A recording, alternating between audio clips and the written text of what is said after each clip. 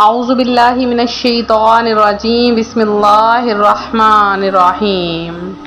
روحانی وظائف چینل کی جانب سے تمام معزز ناظرین کو السلام علیکم۔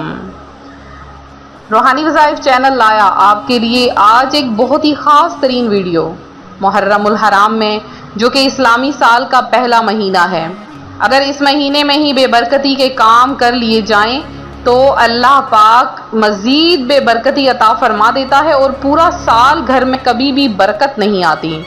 میرے اکثر بہنیں، میرے اکثر بھائی پریشان رہتے ہیں۔ ہم مال کماتے ہیں، ہم رزق کماتے ہیں، ہمارے پاس مال و دولت کی کمی نہیں، لیکن اس میں برکت نہیں ہے۔ کوئی چیز خریدنا چاہتے ہیں، پیسے ختم ہو جاتے ہیں۔ اولاد ہے لیکن نافرمان ہے۔ ایسی کیا وجہ ہے کہ ہماری اولاد بھی نافرمان ہے؟ ہم ان کو تہذیب سکھاتے ہیں لیکن وہ تہذیب کی طرف نہیں آتے۔ نماز بھی پڑھتے ہیں، قرآن بھی پڑھتے ہیں، لیکن تہذیب یافتہ نہیں ہے۔ ہماری اولاد نے ڈگریاں حاصل کی ہیں، تعلیم حاصل کی ہے، بہت سا پڑھے ہوئے ہیں، اچھے کالج اور یونیورسٹی میں تعلیم حاصل کی ہے، لیکن پھر بھی ایسا حال ہے کہ انہیں کوئی بہترین روزگار نہیں مل رہا ہے۔ ہم نے بہت اچھا کاروبار شروع کیا، اچھی دکان بنائی چمک دمک کے ساتھ، لیکن وہاں پر کوئی گاہک نہیں آ رہا۔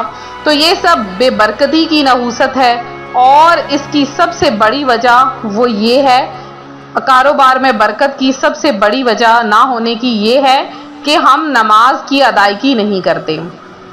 اور دوسرا یہ کہ جب نماز ادا کرتے ہیں تو ہمیں یہ پتہ نہیں ہوتا کہ وضو ہم نے اچھے طریقے سے کیا ہے یا نہیں۔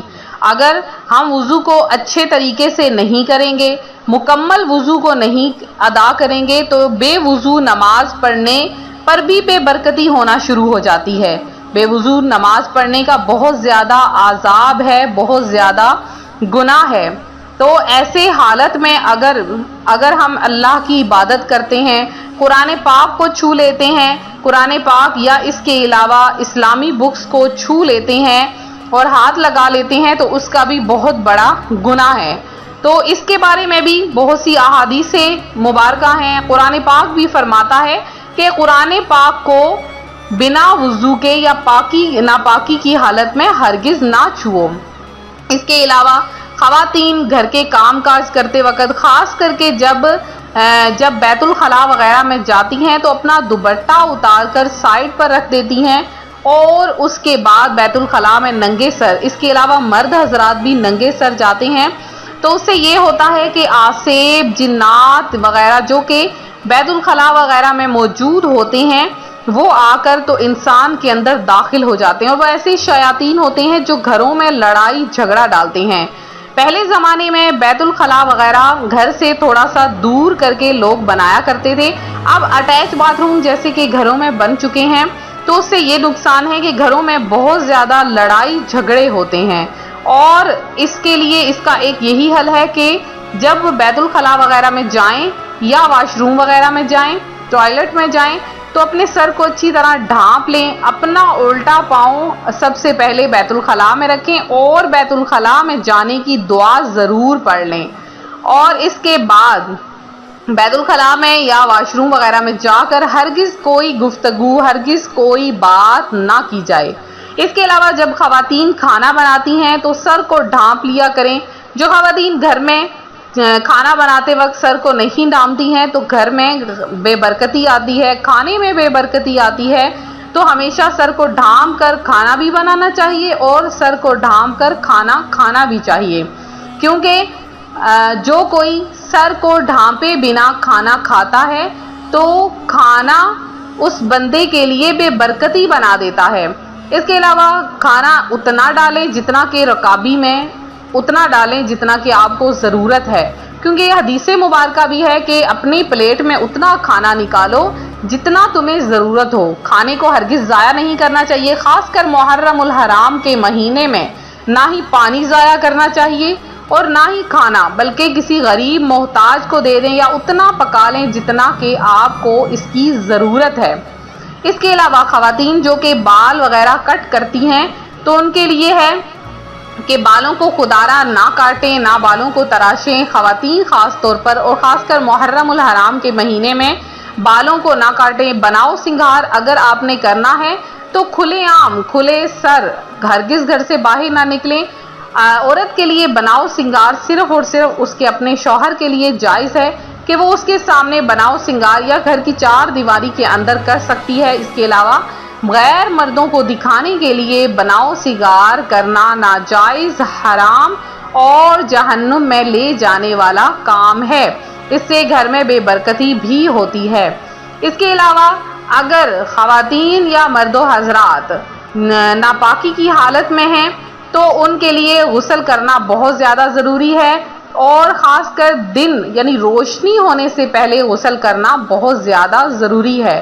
اگر آپ کے گھر میں آپ کے دروازے پر کوئی فقیر آ جاتا ہے تو اس کو ہرگز مت جھڑکیے۔ حدیث مبارکہ میں ہے، پیارے آقا صلی اللہ علیہ وآلہ وسلم نے فرمایا، تمہارے در پر کوئی فقیر آ جائے، کوئی محتاج آ جائے، کوئی مانگنے والا آ جائے، کوئی سائل آ جائے تو اس کو کچھ نہ کچھ دے دو، البتہ ایک کھجور ہی کیوں نہ ہو۔ تو یہ بخاری شریف کی حدیث ہے۔ کبھی بھی کسی فقیر محتاج کو جھڑکے مت، خاص کر کے محرم الحرام کے مہینے میں عطا کریں، صدقہ کریں، جتنا ہو سکتا ہے عطا کریں۔ اس کے علاوہ اگر گھر میں پیاز، تھوم وغیرہ، لہسن وغیرہ کے چھلکے ہیں تو ان کو ہرگز آگ میں نہ جلائیں، اس سے یہ ہوگا کہ گھر میں بے برکتی آئے گی۔ شام کے وقت عصر کی نماز کے بعد ہرگز جھاڑو مت لگائیں، اس سے بھی گھر میں بے برکتی ہوتی ہے، تمام برکت زائل ہو جاتی ہے، تمام برکتیں ختم ہو جاتی ہیں۔